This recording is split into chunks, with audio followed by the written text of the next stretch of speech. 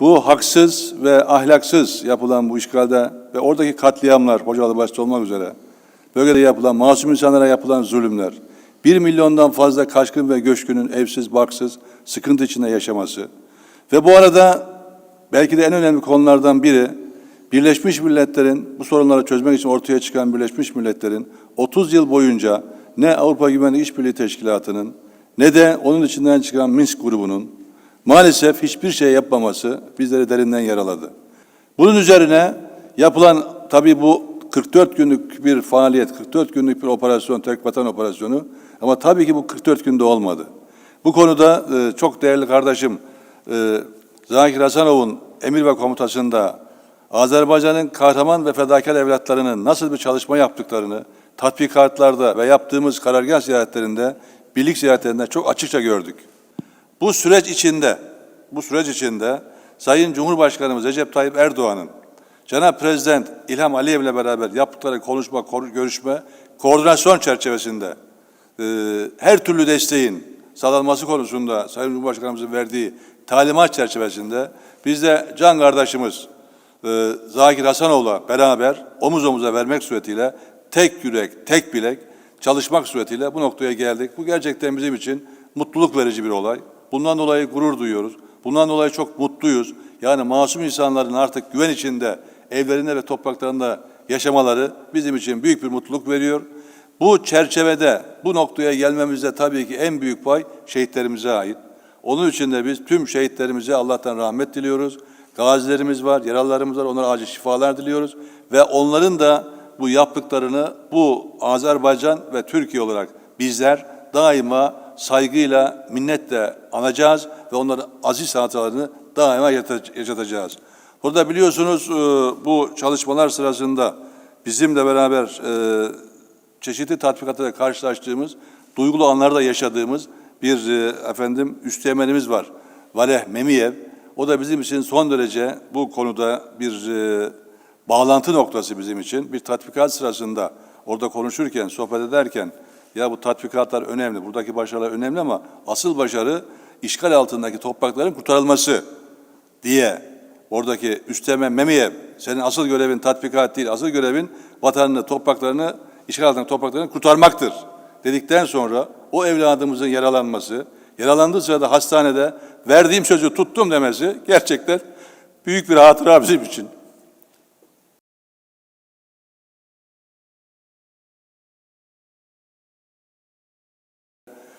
Bütün ülkelerle, çeşitli ilgili ülkelerle konuştuk, görüştük ve bu diplomasi hem Azerbaycan'da hem Türkiye'de ilgili makamlar tarafından büyük bir başarıyla yürütüldü. Ve bu 44 günlük zaferin sonuna gelindiğinde çeşitli konuşmalar yapıldı, görüşmeler yapıldı. Bunlardan birincisi 11 Kasım'da Rusya ile yaptığımız bir görüşme var, konuşma var. Bunun çerçevesinde bir mutabakat muhtırası belirlendi. Daha sonra da 30 Kasım'da bizler Rus Savunma Bakanı Sayın Sergey Shoigu ile yaptığımız görüşme konuşma sonunda bir yönetmelik üzerinde mutabakat sağladık. Ve burada tabii bunların hepsi Azerbaycan'la sıkı bir işbirliği halinde gerçekleşti. Ve buna bağlı olarak da 30 ortak merkez kuruldu. Ortak merkezin görevleri belli, sınırları belli. Zaman zaman farklı bir takım girişimler olmakla beraber yine değerli kardeşim Zakir Hasanov bu konularda bakan kardeşim çok dirayetli bir şekilde gerekli düzeltmeleri yapıyor, gerekli fikirleri ortaya koyuyor ve o merkezin belirlendiği çerçevede çalışması için herkes gayret gösteriliyor. Buradaki maksadımız ateşkesin sürekliliği ve bu ateşkesle birlikte bölgeye istikrarın gelmesi ve bu konuda biz ciddiyetimizi, samimiyetimizi, dostluğumuzu ortaya koyuyoruz. Burada herhangi bir sapma yok. Bunun şekillenmesi önemli.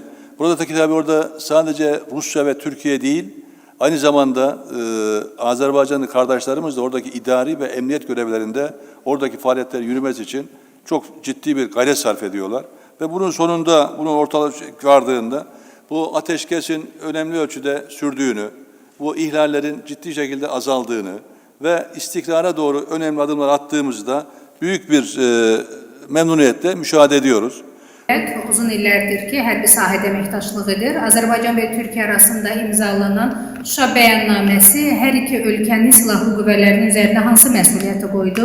Bundan sonraki fəaliyyət planı necə olacaq və əməkdaşlığın genişləndirilməsi üçün hansı addımlar atılır və hansı addımlar atılacaq? Teşekkür ederim.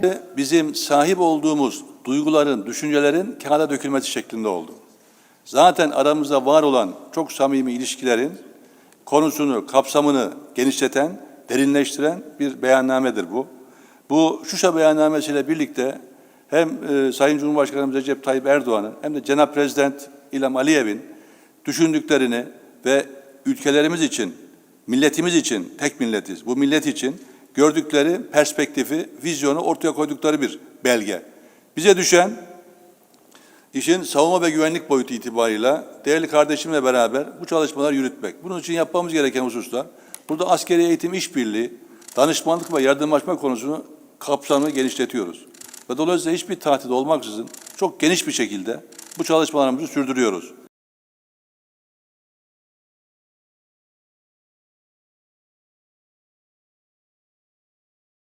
Şimdi bizim tabii Türkiye olarak, Azerbaycan olarak artık bu özellikle bu son harekattan sonra, zaferden sonra bizim kardeşliğimiz, bizim tek millet olduğumuzu bilinci herkes tarafından anlaşıldı, benimsendi ve bu artık hayata geçti. Şimdi aynı zamanda bizimle beraber dost olanlar var, kardeş olanlar, bizimle beraber kaderi olanlar var, bizimle beraber kaderlerini paylaşanlar var. Dolayısıyla biz onlarla birlikteliğimizi sürdürüyoruz. Bütün alanda, bütün bölgede bir dostluk, bir istikrar, bir barış, bir refah olsun, bir güven olsun konusunda fikir sahibiyiz. Bu manada bizim öncelikle çalışmalarımız, geçmişi olan çalışmalarımız, Gürcistan'da yaptığımız çalışmalar. Bunu değerli kardeşimle beraber zaten biz Azerbaycan'da, Gürcistan'da ve Türkiye'de buluşmak suretiyle daha bundan 1-2 ay önce yine Gürcistan'da Tiflis'te beraberdik. Azerbaycan, Gürcistan, Türkiye gayet uyumlu bir şekilde ve bilgilerimizi, tecrübelerimizi paylaştık, görüşlerimizi paylaştık. Bizim yaptığımız çalışmaların hiçbiri üçüncü ülkeler için herhangi bir tehdit ve tehlike değildir. Biz kendi işlerimizi yapmak için, kendi sorunlarımızı çözmek için birlikte çalışıyoruz. Bu operasyonlar sırasında bizimle beraber olan, Azerbaycan ve Türkiye'nin yanında olan üçüncü bir ülke de açık ve net bir şekilde Pakistan'dı. Dolayısıyla Pakistanlı kardeşlerimize de buradan teşekkürlerimizi sunuyoruz. Onlarla beraber bu gelişmeler çerçevesinde askeri güvenlik bakımından, savunma güvenlik bakımından, işbirliğimizi artırmak bakımından çalışmalarımızı, tatbikatlarımızı, eğitim faaliyetlerimizi de sürdürüyoruz.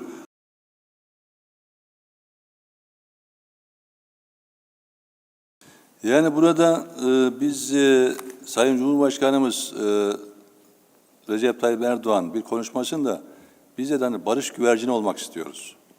Yani dolayısıyla burada bir mücadele yapıldı ve haklı bir mücadele yapıldı. Biz herhangi bir şekilde bir başka ülkenin toprağını işgal etmedik. Herhangi bir insanların, herhangi bir grubun, herhangi bir milletin hakkını gasp etmedik. Biz öz topraklarımızın, Azerbaycan'ın öz topraklarının işgalden kurtulması için gayret gösterdik. Dolayısıyla biz gerçekten bundan sonraki bölümde bu düşmanlıklarla bir yere varılamayacağını herkesin anlaması lazım, başta Ermenistan'ın ve geleceğe bakmak lazım. Dolayısıyla bu manada işbirliği, bu manada görüşmeler, konuşmalar, bu manada tarafların hem güvenliği bakımından hem de hak ve menfaatlerini sağlaması bakımından halklarının, bu nüfusun refahı bakımından neler yapılabileceği konusunu konuşmak görüşünde hem Cenab-ı Prezident İlham Aliyev'in hem de Sayın Cumhurbaşkanımızın yaptığı çok açıklamaları var.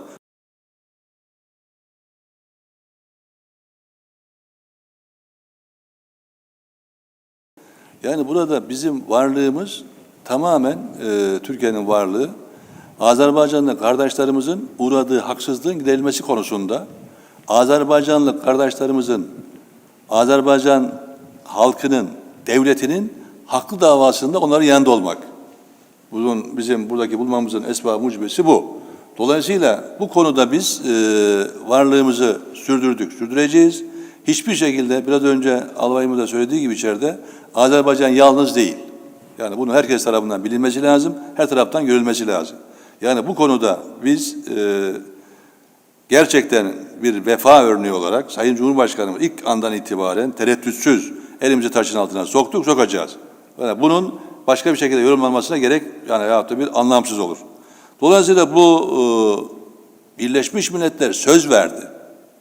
Avrupa Birliği Güvenlik İşbirliği Teşkilatı söz verdi ve 30 sene uğraşıldı ve 30 sene tek adım atılmadı. Tek adım atılmadı. Bilakis o kadar artık bu Ermenistan tarafı, oradaki bazı siyasiler, oradaki bazı askerler o kadar şımardılar ki daha da taarruz etmeye çalışıyorlar. O Haziran'da, Temmuz'da hatırlayın. Yani yeter artık değil. Daha da böyle açılacaklar. Bu saldırgan tutumların sürdü. Buna karşılık Azerbaycan'la bizim beraber olmamız çok doğal bir tutumdur. Azerbaycan, Türkiye, iki devlet, tek millet. Bunu herkes bilmesi lazım ve biz yanındayız.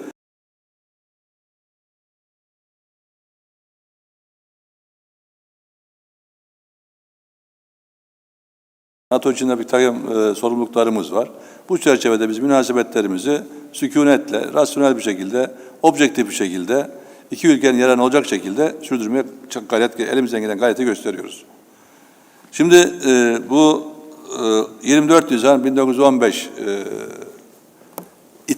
soykırım iddiasına gelince şöyle bir şey oldu. Biz bir Ermeni milletvekiliyle karşılaştık bir toplantıda. İşte Ermeniler işte katledildi, katliam yapıldı, soykırım yapıldı vesaire iddialarını söyledi. Ve gerekçe olarak da, ispat olarak da niye burada, nereden çıktı böyle bir şey yok? Hayır, herkes kabul ediyor dedi. Herkes kabul ediyor. Yani filanca ülke bunların hepsi kabul ediyorlar. Biz de orada onlara şöyle bir cevap verdik. Şimdi Galile dünya dönüyor dediğinde herkes itiraz ediyordu. Yok dönmüyor diyorlardı. Bir tek Galile dönüyor diyordu. Dolayısıyla herhangi bir şekilde çok kişinin bir yanlışı söylemesi o yanlışın doğru olduğu anlamına gelmiyor. Bir kere bunu bilelim. Bir. İki, bunu söyleyeyim ben size. Benim doktora tezim bu 1915. Oradaki bir Harvard raporu var. Bir Amerikalı bir heyet geliyor Türkiye'ye. Hemen 1919'da, olaydan hemen 4 yıl sonra 1063 sayfalık, 1603 sayfalık düzeltiyorum, bir rapor hazırlıyorlar. Bu raporun tek bir yerinde ne katliam sözü var. Zaten o zaman genosit yok. Ne böyle soykırım var, ne benim katil var. Burada o günkü şartlardan dolayı bir takım karşılıklı olarak Ermeni nüfusla, işte Osmanlı nüfusu, Türk nüfusu arasında bir takım çatışmalar var. Ve oradaki kayıtları söylüyorum, özet söylüyorum. Biz diyor şunu gördük diyor yaptığımız araştırmada, Anadolu'da yaptığımız araştırmada. Bunlar Türkler ve Ermeniler 500 sene yaşamışlar beraber. Eğer biz karıştırmazsak 500 sene daha yaşarlar.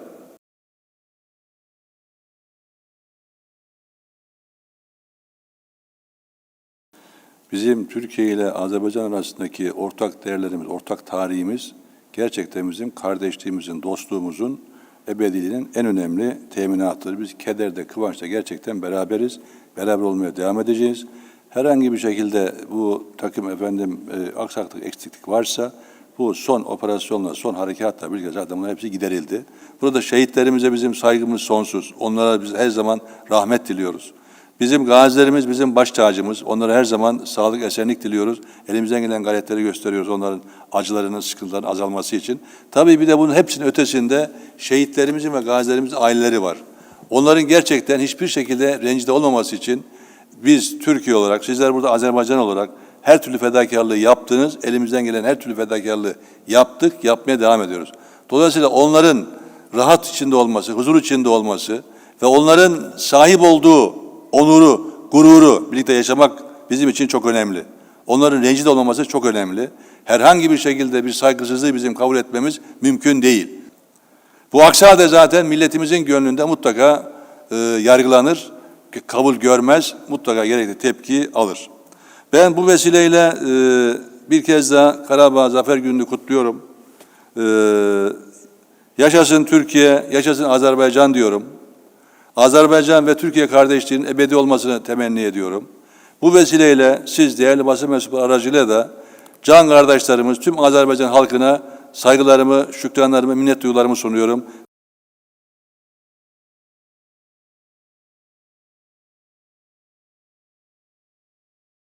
Bildiğiniz gibi Müzaffer Ali Başkomandan Cənab İlham Əliyevin rəhbərliyi ilə Azərbaycan 44 gün ərzində Ermənistan ordusunu darmadağın etdi və ərazi bütövlüyünü bərpa etdi. Və bu 44 gün ərzində Türkiyə Respublikasının hərbi siyasi rəhbərliyi daim Azərbaycanın yanındaydı.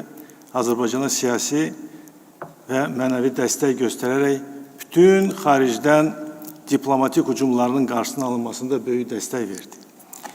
Azərbaycan ordusu Vətən müharibəsində yüksək peşəkarlıq nümayiş etdi. Burada bir məsələyə mən toxunmaq istəyirəm ki, Azərbaycan ordusunun əksər şəxsiyyətinin hazırlığı Türkiyə Silahlı Qüvvələrin təlim-tədris mərkəzlərində həyata keçirilirdi.